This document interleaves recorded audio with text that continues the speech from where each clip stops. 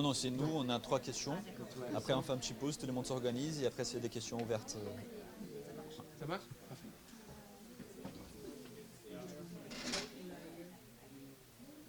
Parfait. Salut, bienvenue. Ah ouais, ça marche, ça marche. Just to check if the sound works. Ok, nickel.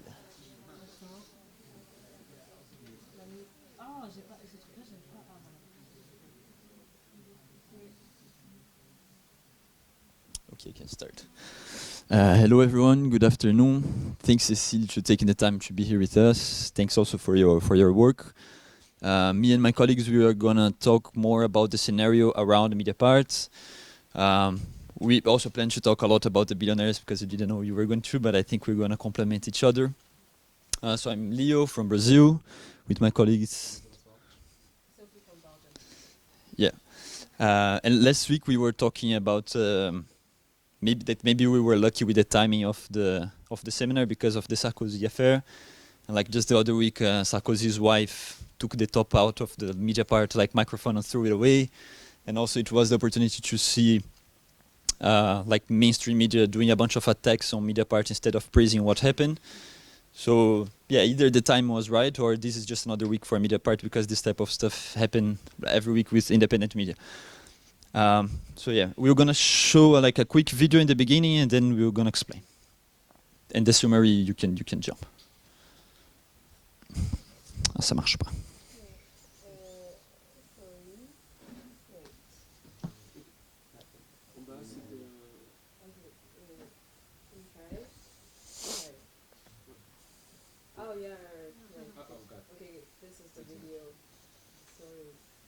Mediapart joue un rôle extrêmement nocif, toxique aujourd'hui dans la presse française. Oui. Donc il y a eu quand même, de la part de Mediapart, une volonté de nuire, de tuer Sarkozy. Mais Mediapart, c'est encore une fois, ce n'est pas un organe d'information, c'est une officine de propagande, d'une cruauté et d'une violence inouïe. Donc voilà, ce soir on ne devrait pas commenter le fait que Nicolas Sarkozy soit condamné à 5 ans de prison. Non, tous les journaux télévisés devraient faire leur une, devraient faire leur titre, devraient faire l'ouverture du 20h pour dire que Mediapart c'est une fraude, qu'il ne faut plus croire en Mediapart parce que ce sont des militants. Oui, c'est exactement ce qui se passerait dans une dictature. Oui, s'il y avait juste la presse des oligarques et puis la presse du pouvoir, oui, on ferait ça, oui.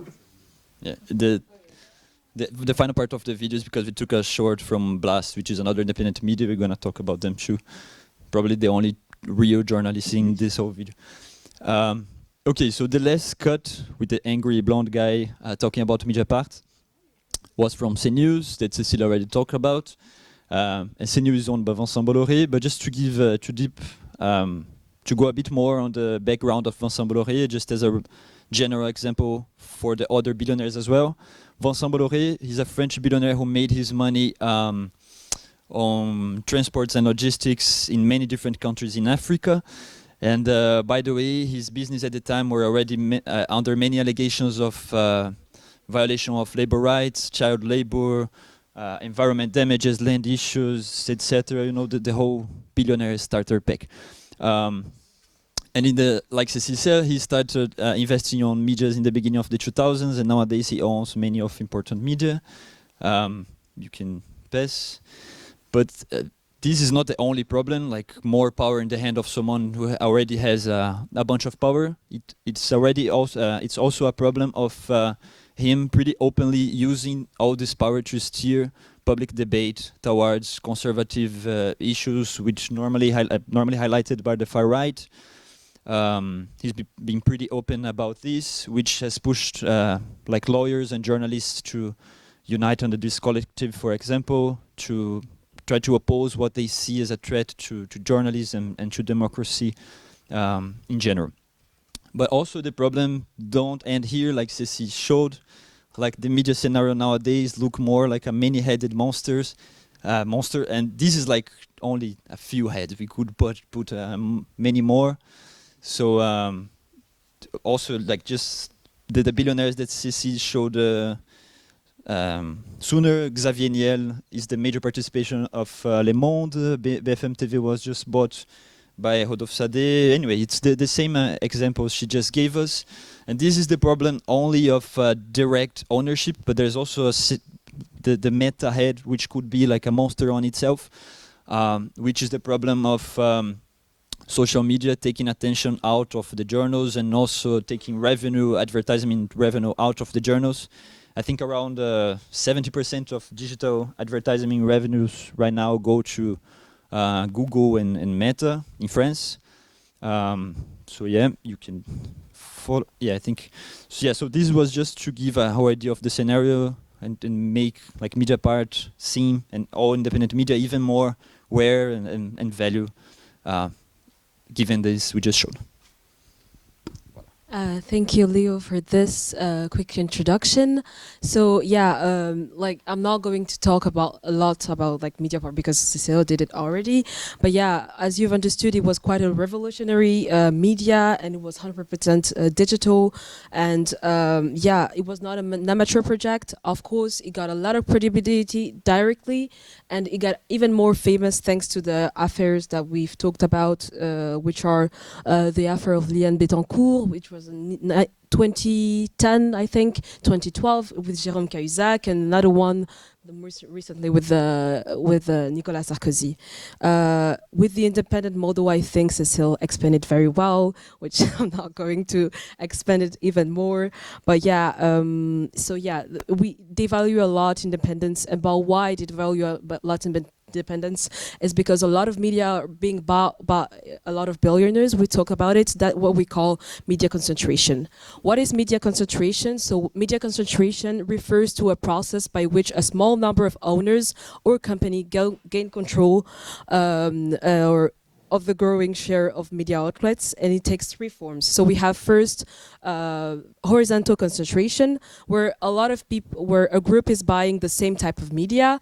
There is also vertical concentration, where someone is controlling the whole chain of production of a media. And then there is diagonal concentration, where a group owns different types of media. So current trends that we have here in France, like we said, after years of stability here, we are observing in more recent years more and more buying, but it's usually vertical or diagonal concentration that we have here, and it's kind of like a symptom of like the acceleration of a symptom of the crisis of the business model of the media. So as we talked about, it's usually industrials who are buying it. It's not like they're interested in media. Actually, they're industrials from outside of the media world. And as we said, Bolloré, Arnaud, and so on. And they are like justifying their involvement on like, okay, we're protecting like journalism or protecting like the French culture against like the GAFAM, but so it's often driven by the political influences from the papers that we've read. You may tend like to ask why the dangers of what are the dangers of like media concentration. We have in the papers that we've read, we've justified two main ways of two dangers of the media concentration. First, we have democratic and journalist risk, and then economic risk. So the democratic risk, we have loss of pluralism, independence, and self-censorship and content uniformity. When like the opinion is like shrinking, and the opinion is shrinking, there is less diversity, and so like we've said earlier on, journalists may have ideological or economic pressure from like the editorial rooms. We also have growing public mistrust from a survey that we observed in 2022 in France. 65% of the French people would say that they don't think the media are not independent from the economic and political power, which is a lot, like 60%, it's a lot. Job insecurity among journalists, well, there is less and less people who are like permanent journalists. We observe that there are more contractors or freelancers, which shrinkens like the quality of the information, because like it could depend from the people. And economic risk, of course, for example, like in 2022, I think, there was like a risk of TF1 and M6 going to merge, which are two big channels in the French media. And so like having them capture a lot of audiences was going to be obviously very bad, because small players couldn't like compete against them. And also, of course, even though we have like big medias, those are also dependent from the global platforms. Like the GAFAM are capturing a lot of advertisement and also a lot of audiences. So we've talked about the fact that the medias are concentrating, but why are they concentrating? Is because we're facing in this particular system, their model is very fragile. So we've looked at the studies of Julia Cagé, who is a French economist. She does a lot of work on that. And the first study that we've looked on is about the media and competition. So she does say that in a system of capitalism, competition is not a sore thing that is good for the medias. So the underlying mechanism that she draws is that the more newspaper that we have, less circulation and revenue, less journalists, less hard news. Hard news is like very serious and reporting news, and then less political information. She draws the problem that she does difference the problem because she's studying like newspaper into between 1944 until like 2024. And so in the Fourth Republic of France, usually medias were affiliated to political parties. And so because they were affiliated to political parties, you could have increased political bias and reduced accountability. And then in the Fifth Republic of France, newspaper are more independent, but then because there is a lot of competition, they want to like uniformize their information, just because they want to attract like the same audience, but also because they want to like attract advertisement. So for that study, she says, okay, competition is not a problem, but then because obviously monopoly is not also desirable because we talk about like the concentration, but then the problem is that there is a lack of support of sustainable quality journalism from like political regulation. I give the power to. No, yeah, this is just the rest of the paper from Julia Cagé. She also talks about the decline in the advertisement revenues, like we already did. In her case, she compares to what happened in the late 60s with TV, taking out revenue from newspapers. And I study of what happens with less revenue, we have less journalists, so less content quality. It also changes the type of readership that you have, and the comparison is pretty clear with what's happening nowadays with social media. And there's also a third problem, which is the problem of media credibility, that we didn't do a slide of, but that Sophie mentioned, that has everything to do with the billionaires owning media and using them as a tool for their narratives. And that has also everything to do with what's happening in the world right now. I think many of us lost our trust in media by the way they picture, like or didn't cover the genocide in Gaza, for example. This is a subject that I mean, Luca will follow on this, but that we thought about doing a slide on, but just a slide feels like, but it's clearly a problem and a big example of what's happening.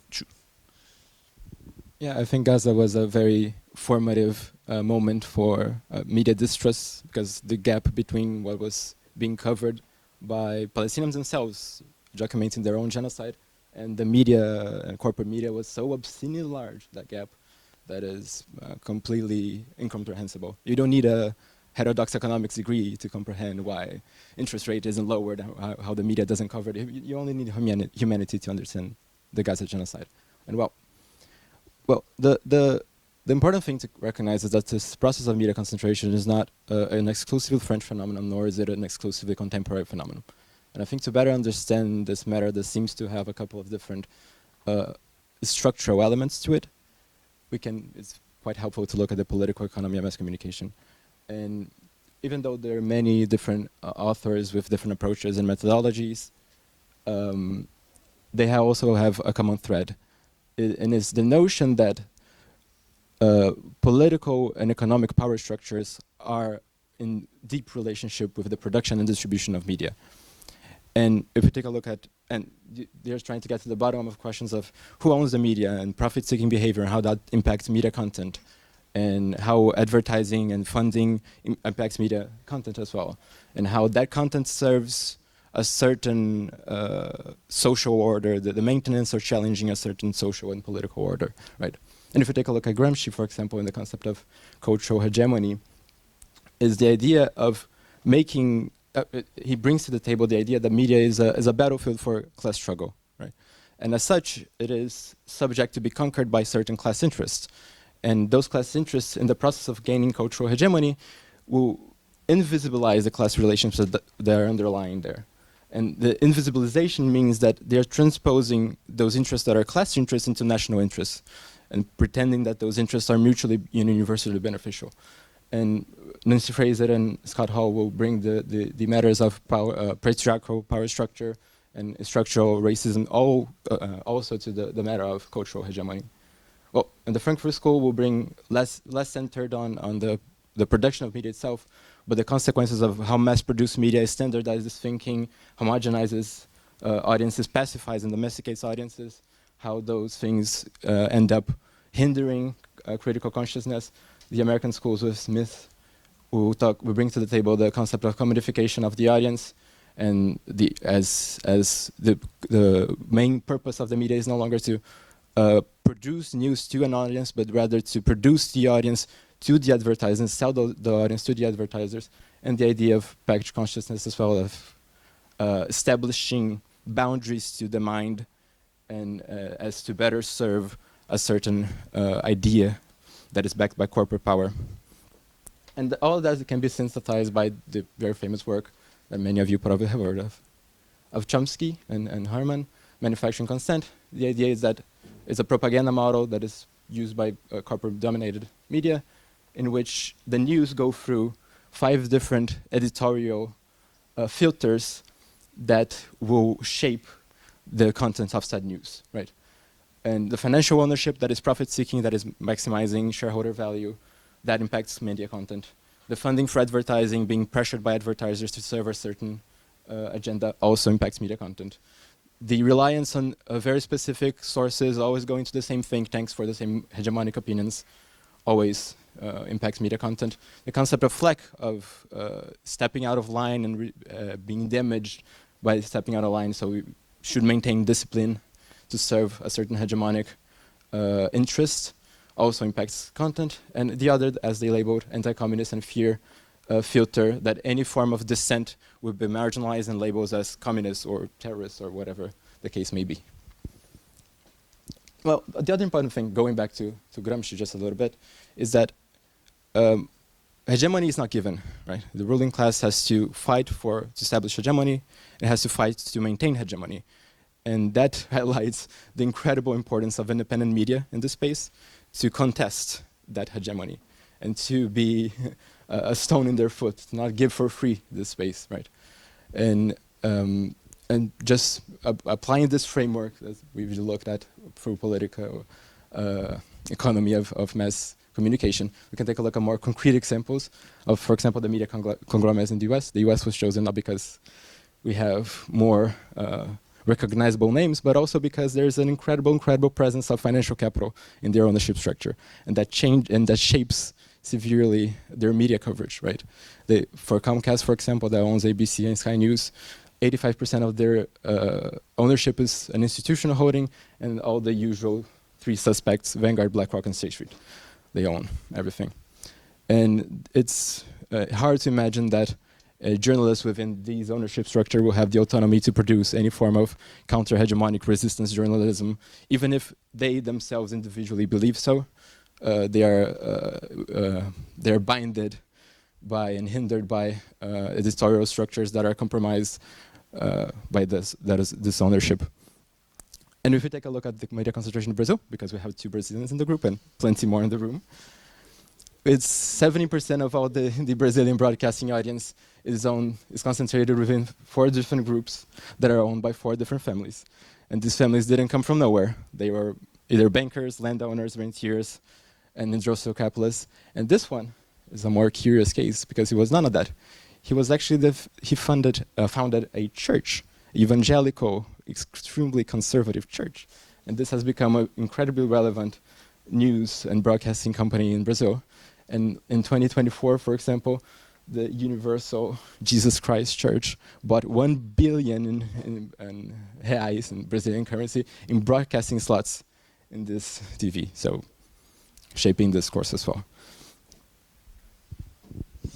Okay, so just to quickly wrap all this up in an artistic way, I guess. If you remember the video that we showed, the last seconds, those two journalists, they were from a program called Rhinoceros from Blast, which is another independent media in YouTube. They do this program which is focused on analyzing the narratives of mainstream media. And the program is called Rhinoceros because it's based on this play by Eugene Ionesco, in which in a really quick way, basically people start to turn into rhinoceros. So one day a rhinoceros come running by and people are like, was this really a rhinoceros? How many horns it had? And people like don't believe in the beginning. As time goes on, more and more people become rhinoceros, and in the start everyone says, nah, I would never do this too. I would never side with them. They are bothered by the rhinoceros in the beginning, they break stuff and etc.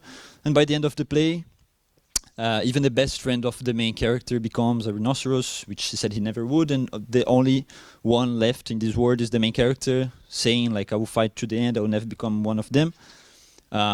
And if it was not clear in the time that Eugene, in the context that he wrote this, the rhinoceros were fascists, and in our context here, in the media context, the rhinoceros are also fascist, but but also but also media who are supporting like the Macron narrative and the billionaires narrative, and the only human left are, well, independent media. So that's some of our suggestions: Mediapart, Blast, and many others. So just pick one and subscribe, or from your own country. I think for Mediapart and Blast, if you're a student, it costs around like 6. It's pretty. For Mediapart, it's €5. €5. So yeah, just pick one or any other one. And yeah, and thank you for your attention. Thank you, Cecile, again. And that's it.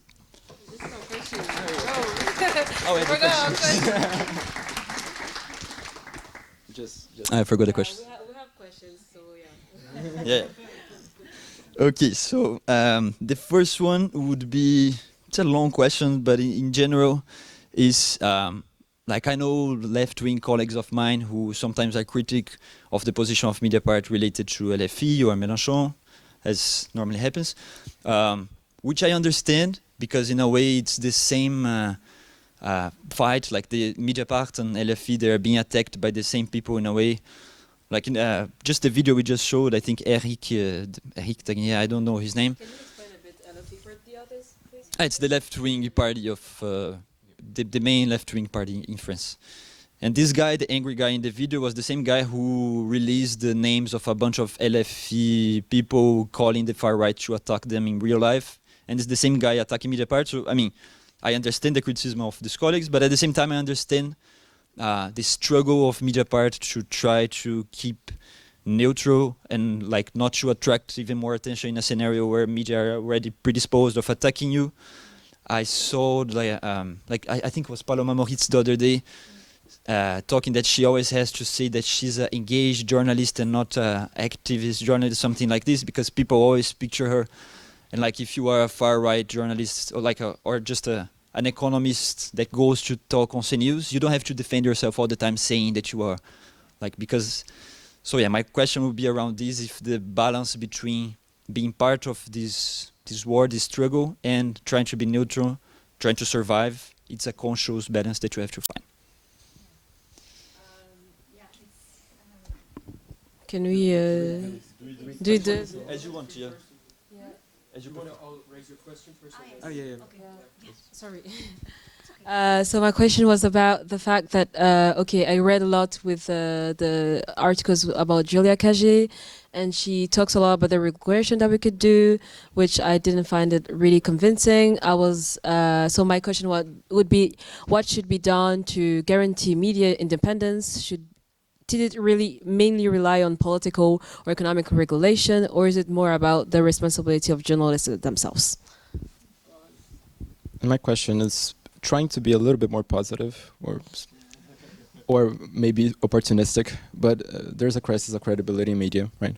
And there are good reasons and bad reasons to distrust media. There's the anti-vax people, but there's also the pro-Gaza people. So, but that brings challenges, of course, but trying to focus a little bit of the window of opportunity that represents if it represents at all, so, window of opportunity for independent media. Thank you. Thank you very much.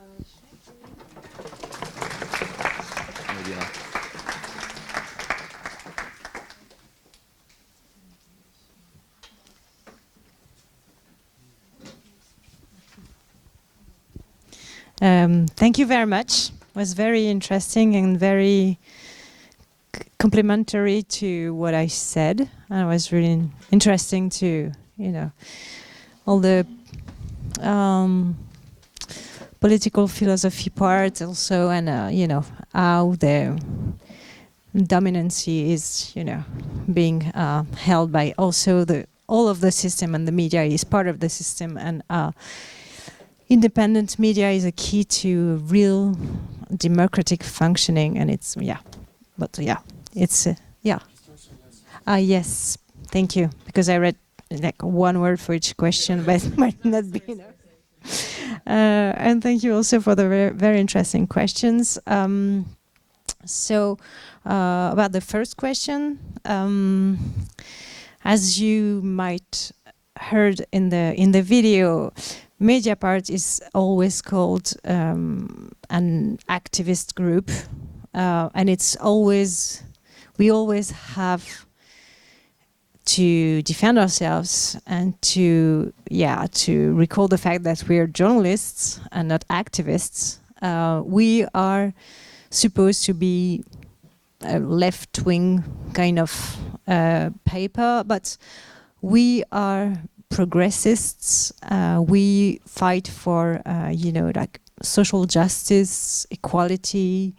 We fight all of kinds of discriminations, and we have those values, and those values we try to make them alive, and we try to have impact on society and change of society through journalistic work. And we're also a we're a group of people also, and that helps maintaining some kind of balance within the newsroom, because we don't all think the same politically. We don't all have the same opinions, of course. So we always work on how can we, through journalism, make society change in a progressive way. And we know, and anything we can say will never change the fact that our enemies will say that we are activists, and that we are, aiming for a goal. But really within the company and the media, we're just fighting for, truth of facts. And we aim for change in society, but not through political activism. And we're being very often told that we either support LFE too much or attack LFE too much. And the thing is, anyhow, like any way you look at it, if we have facts and we think it's public interest, then we just reveal, and society takes it or doesn't, but we only do journalism. And sometimes it can be very challenging, because we have facts about NGOs that we think are doing a tremendous job, or we have stories about people we kind of like or we support on an individual matter. But if we think the story says something about society, and if we think we all collectively can benefit from the facts being put into public space, then we do it. So it's kind of hard to have this balance, and but it's always our, the thing we look at. Is it public interest or not? And that's always how we decide if we write on something or we don't write on something. And of course, the threats are so, and everything that's going on in the world is so worrying and bad. And of course, we would like that all of the bad guys, we have things to say about them, and the good guys, we don't. But that's not the way it goes. So we just try to, find the right balance about it. On the second point, if you've read Julie Cagé, she's a big support of, economic and political regulation, but not the way it's done now. Or, there are a lot of changes that could be done to make independent media more numerous, and a lot of changes, but obviously we're not going through to this direction. And I would not say it's the responsibility of journalists themselves, because most of the journalists, they chose journalism for the right purpose, because they want to reveal facts, they want to report on the world as it is. And I'm pretty sure that most of them are really good people that would love to write about anything they find, but they don't get the chance to work in places where they can actually do their job well. And it's not an individual matter, it's a collective matter, and it's political.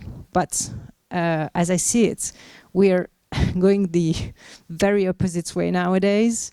And I think we're going to face a lot of challenges in the years to come, political, etc., economical, and also on a media point of view. So I'm not sure the changes that are necessary are going to be made anytime soon, but that's for sure is not the responsibility of the individual, just like many other societal facts. Yeah. And on a third point, it's a really good question as well. And I also do think it's an opportunity for independent media, everything that's going on, because I don't think, of course, there's a lot of, just like you guys explained, there's a lot of, interest at stake, and a few people have a lot of interest in maintaining the dominant order as it is. But I also think that a lot of individual people are not that blinded by what's going on. And I think the more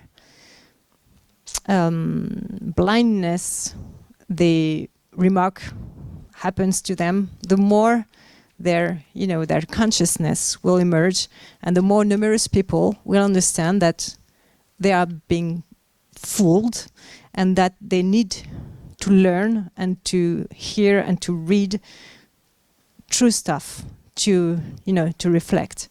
And so I'm pretty optimistic about independent media in the years to come, because I think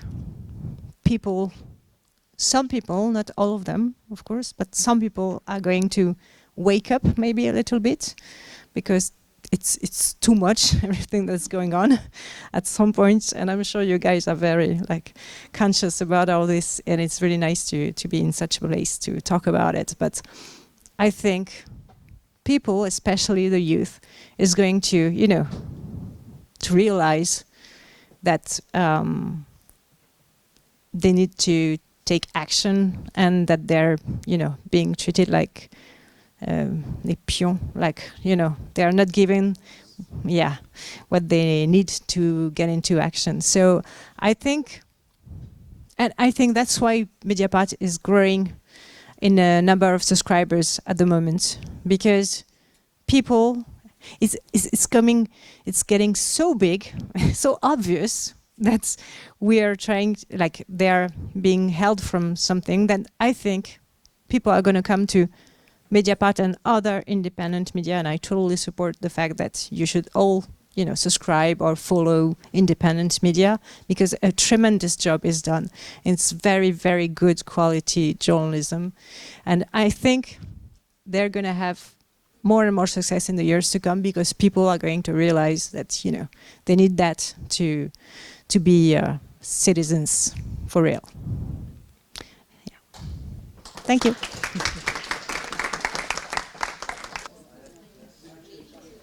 Thank you.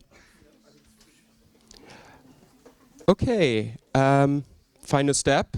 Who has a question? Then let's start in the front.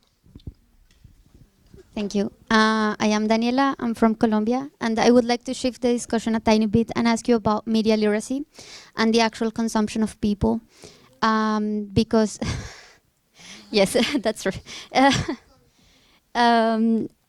And I would like to ask you about that, because I think it's very relevant to understand how this could be done, and I think it's very inspiring. However, I would like to ask you, how can we build better consumers and better readers in general? Because I consider that not journalism, because it's coming from certain places, should be completely disregarded. But people should have enough tools to understand how to filter out things and read enough media to understand things beyond one single media. So I would like to ask you about that. How do you think we can construct it, even if you do that? Because also that would be very interesting in understanding how to stop fake news. Thank you for your question. It's a very hard one, of course, because it takes the whole society to do that. It takes political, willpower. I'm just very worried about the way people consume or don't consume news, actually, especially the younger generations. And in France, we have a little education aux médias, media education, that is supposed to help the youngest make the difference between fake news and real news, and help them know what's a reliable source of information and what's not. But at the same time, it's a very too little money invested in that, and I don't see any political, sufficient willpower right now in France. I don't know in other places. And I think education in France is also in a really, really bad shape, because the public money is going, more and more little, and teachers are not being paid and treated the way they should be. So it's kind of complicated, I think. What we do at Mediapart, we try to go as much as we can in classrooms. We invite classrooms to our newsroom conference. We go to, schools as much as we can, but at the same time we're not so numerous, and we have to, do journalism as well. We try to make our contents more accessible, but it's not sufficient, because we are used to publish long stories, too long.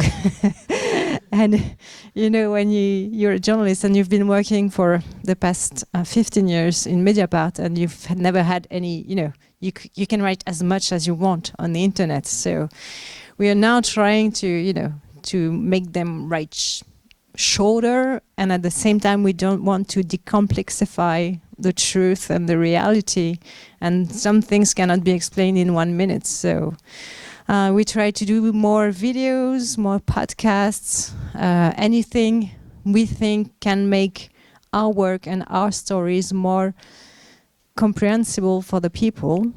But I don't think we have the solution. And I think it's a collective matter. And I know that a lot of people don't get information anymore. I mean, we try to work with some influencers, because we know young people, they tend to do we say influencers in English? Yes, okay. Yeah, because it's some of them, not all of them, and some very specific ones that we can trust, because they're a huge source of influence on young people especially. So if some people that have very large communities can talk about real news and, you know, good sources of information, that can be something also. But I don't know how we can, you know, build stronger readers or viewers. Yeah, I'm sorry, I'm not very optimistic on that today. Sorry. Thank you for the remark. We're going to maybe do 2 questions at the same time. Maybe we can give her something to write down again with a note. If you have, thank you so much. Yeah, who has a question? I'm going to choose female and male now to be perfect on top. You both have a question? You have a question? And I'm going to choose you too. So you're going to start. Yes, thank you so much. Hi, my name is Leo. I'm from Germany. It sounds super cool what you are doing, and it's really cool to me. And I'm wondering how, like, because you said media is getting less and less profitable, I'm wondering how you are staying profitable while, like, not taking a lot of money from, for example, the government or advertisement. And it seems like a little bit too good to be true. Like, I'm wondering how that works, and also I'm wondering what your opinion on state subsidies in general is, and whether it would be problematic if only profitable, or like whether there would be a use for state subsidies for media, although you're not taking it, for like journalism, which in itself wouldn't be profitable because it would take too much work for like how many people would be reading it. Thank you. Hello, my name is Manna from Egypt. Thank you so much for your presentation. It was really interesting. It's really cool what you do. I have a question out of curiosity. Do you think the number of subscribers increased after the genocide in Palestine? Yeah, that's it. Thank you.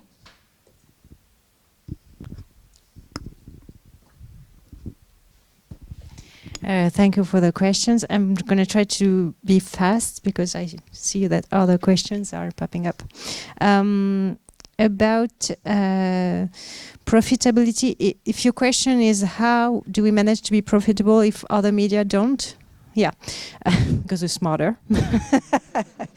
Yeah, no, because we've had a culture of, you know, spending very carefully, and we're quite young, because I'm talking about media that are, you know, exist for 70, 100 years, so it's a difference. But from the very beginning, we've been trying to spend the money on a very fair and, you know, modest way. We have a trend of life that is really, you know, modest, and we also have we make sure we earn more than we spend. So it's very about state subsidies. Your question was, I don't remember. I just wrote state subsidies. I'm sorry.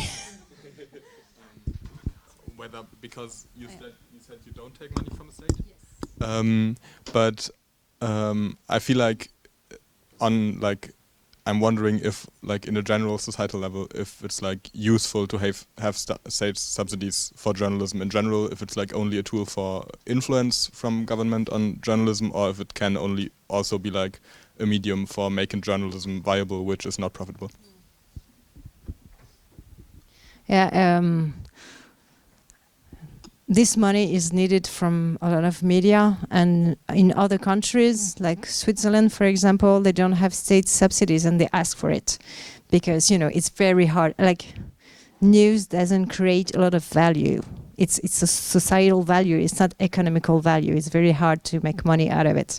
So I don't think it's necessarily bad, but the way it's done now is bad. And when you know that, like, the ones that get the more state subsidies are the ones that are owned by Serge Dassault or one of the billionaires. So it's totally like, doesn't make any sense. People buy themselves influence with the state's money, and they avoid tax payments on other levels. So it's really not going well.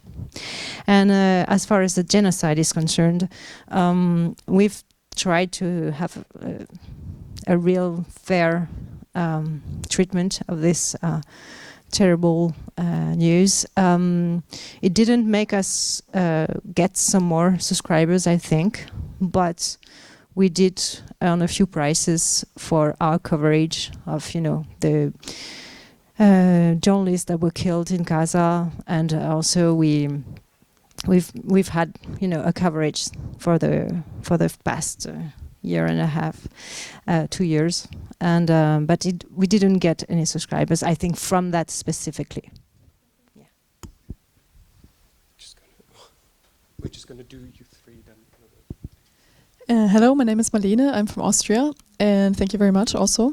My question is regarding the paid subscription, and maybe the underlying argument would be for me that quality journalism should be open to everyone, and also in order to avoid political turmoil, political division. And my question is, how do you handle this difficult situation of reaching a broader, maybe also less financially privileged, less academic, less left-leaning democratic audience, and still having people pay for journalistic quality and independence? Thank you. Okay, thank you very much for your work. My name is Elena, I'm from Argentina. More than a question, I want to comment an example of something that we did in Argentina, is that regarding to the violence and how for the journalists maybe in government that are more violent is more difficult to do. A couple of months ago, one military shot one of the journalists in the head, not with a real bad, with the other one, that I don't know how to say it. So the thing is that was an illegal way of commit repression by the state. So what there is this group that they name El Mapa de la Policía, there is a police map. So basically it's like a democratic organization where everyone that goes to a protest send videos, and thanks to that collaboration of all the videos and pictures, they could recognize who were the military that did, they could take it to trial, now they are both going through a process of a legal process, and I think it's a really cool way basically of defend ourselves as a society, because they are incentivizing also to people to record the police, take pictures of the police, because of course if you are one only person it's more difficult, and also you have less incentive to actually mobilize in this context. And I know that France is really known for the violence of the police so I want to know if there's something similar, or if you think this can work here too. Hello, I'm Paula from Mexico, and in my country it's very difficult to be a journalist. It's a very violent work, so for me it's very difficult to think in journalism without any intervention from the state to guarantee the safety and also the possibility to have profit out of it. So one of my questions is, until what point do you think the government should intervene in guaranteeing this in an independent way? I know it's a difficult question. And my second is also a little bit related to it. Is more about the AI. Right now I think the AI is staying for the long term. So how you were commenting a little bit on that during your presentation, but until what point can you be out of AI? Until what point can you not get involved with AI in a world that the new generations are just getting information on it? And also I think that AI, even with all the bad things, is also a tool to make more accessible and democratize information for audiences that are not that academic wise. For example, they can ask more active questions to these AI things. So until what point you're going, do you think the periodism has to adapt to these new technologies, and at the same time be able to maintain autonomy and information? And also if the government should make something about it, should intervene at a certain point. Thank you.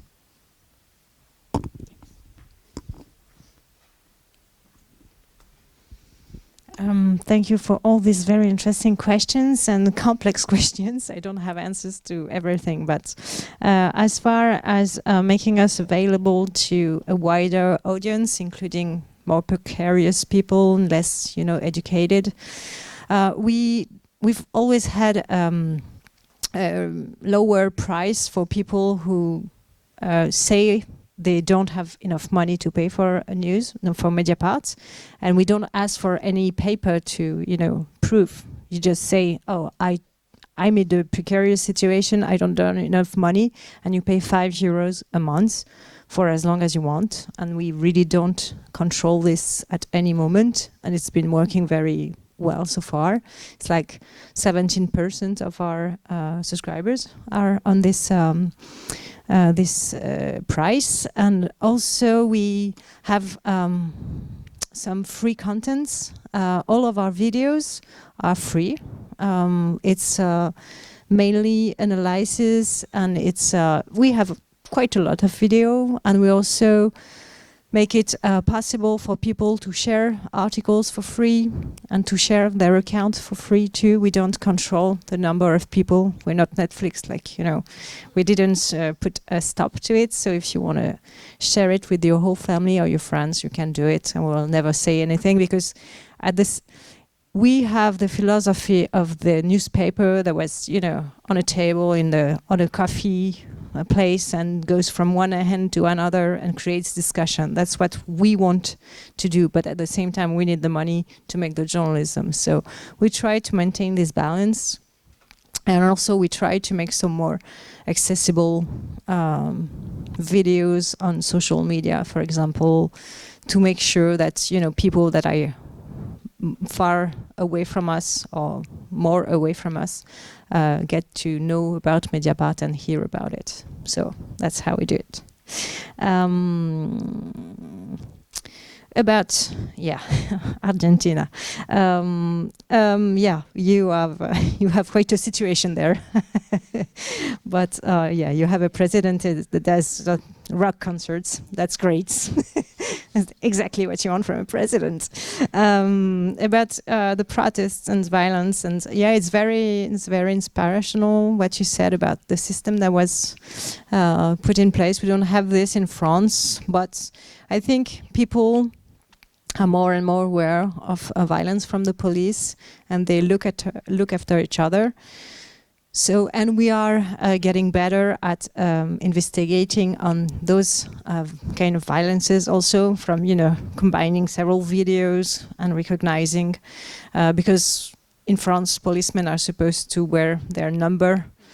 They don't, but you're supposed to be able to recognize them. So we've done this on it a few weeks ago. There were some protests in France, and in Marseille, a young woman was beaten up by police officers, and we have the video when we found her, and we tried to, so, but we don't have, I don't think a collective system is organized yet, but it's very inspirational. As far as Mexico is concerned, state security, security guaranteed by the state. In France, we don't have that. I mean, we're supposed to have this, as we are supposed to have independent justice and correct use of force by the police officers. And so it comes back to ensuring security of your own journalists. We do spend some money on that in Mediapart, because we receive a lot of threats, and we have concerns about the security of some journalists. The journalists who investigated on Nicolas Sarkozy are some of them right now. We do play the game of pressing charges and going to court if we have to give visibility to the fact that journalists should be protected under the law of 1881 in France. You're supposed to be protected by the state, but it's not going in the right direction as well. And as far as AI is concerned, that's the most complex question for me, because we are in the middle of the development of AI it's very opposite to what we think journalism should be, but it doesn't mean we don't think there's something to, you know, take into account and we have to invent something with it. Right now, we don't know. We are trying to have, you know, to talk to people a lot, to reflect on the political and, you know, philosophical matters that, you know, that carries along. Right now, we don't have any AI tools within the newsroom, and we are not intending to make some deals with the platforms. So that's a huge question, of course, and I cannot answer any more precisely because we're in the middle of thinking about it. Thank you. I'm just going to go to the back now, and then hopefully, I think we can make 3 again, and then we maybe manage to get another round, and this way everyone had the opportunity. Hi, so I'm Amelia and I'm French, and my question kind of had a few parts. It was kind of, do you guys think it's possible to, the objective would be to have kind of free press all over the globe who's not influenced by media, by subsidies or kind of like private companies? Would that be a way to kind of ensure more freedom for journalists, but also for people to think for themselves, kind of? And do you think it's possible? And have you already kind of tried to kind of reach out to different companies and different media groups, for that type of outreach? Hello, I'm Luisa, I'm Brazilian. My question would be more towards, I would like to know your opinion on the some big journal groups, such as Le Monde. They have some international papers that they decide, for example, Le Monde Diplomatique, they issue it in 18 countries.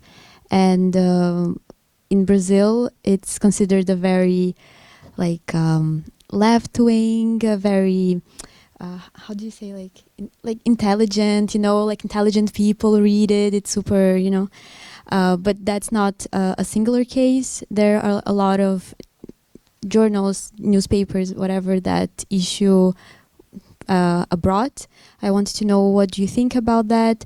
I know, for example, that the Le Monde Diplomatique, 60% of the content is produced in France, and then they leave 40% for national, I don't know, people to write, and then they issue that issue in the country.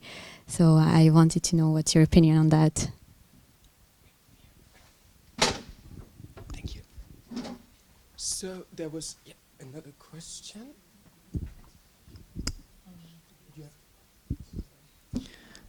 Thank you for the presentation. I'm Nicolau from Spain, and I wanted to ask you about, because we talked about Bolloré, and he doesn't only owns like TV media, but he also owns like publishing houses, and he had a thing on that because he had antitrust law for owning too much publishing houses.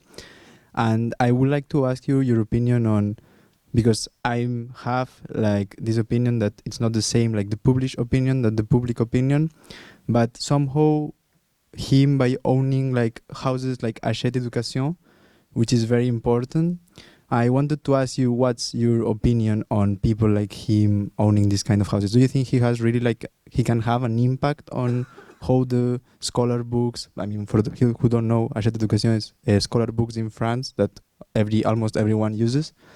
And yeah, what's the impact of people like him owning this kind of publishing? Yeah, thank you. Cecile, would you be okay if we take another question? Thank you.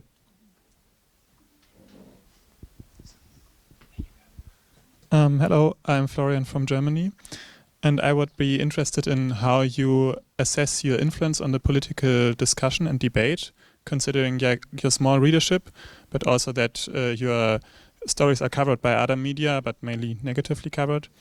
And I would be interested in whether you recommend any other media outlets and which one those would be. Also that maybe publish in other languages.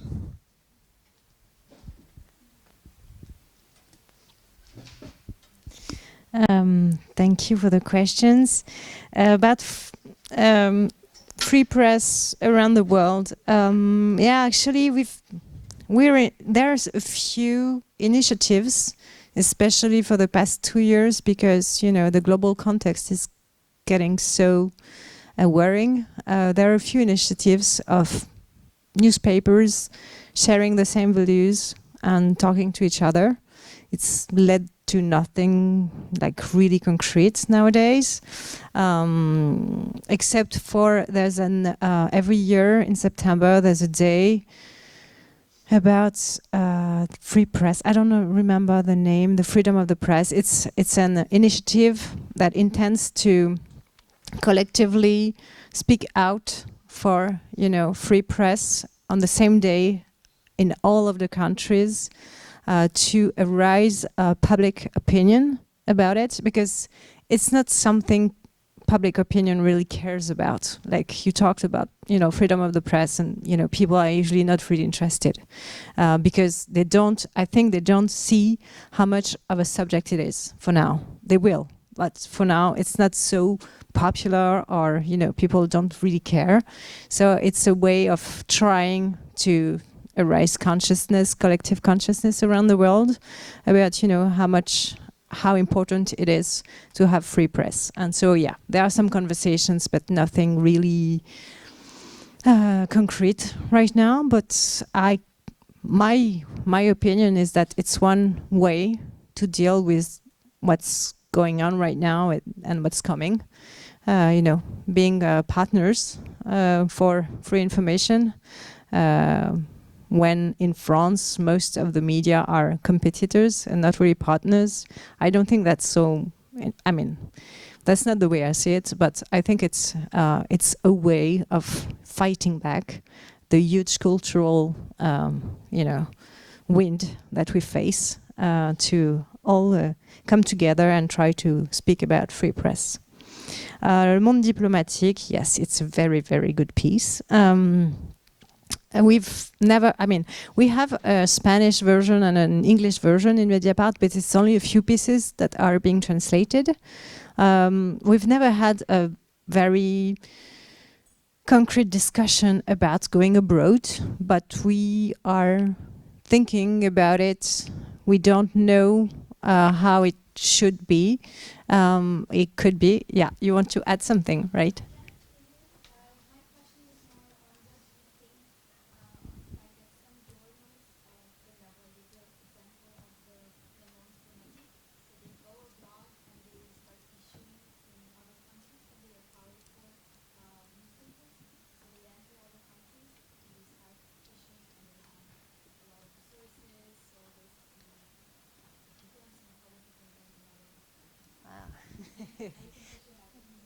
Yeah, okay, I didn't understand this. I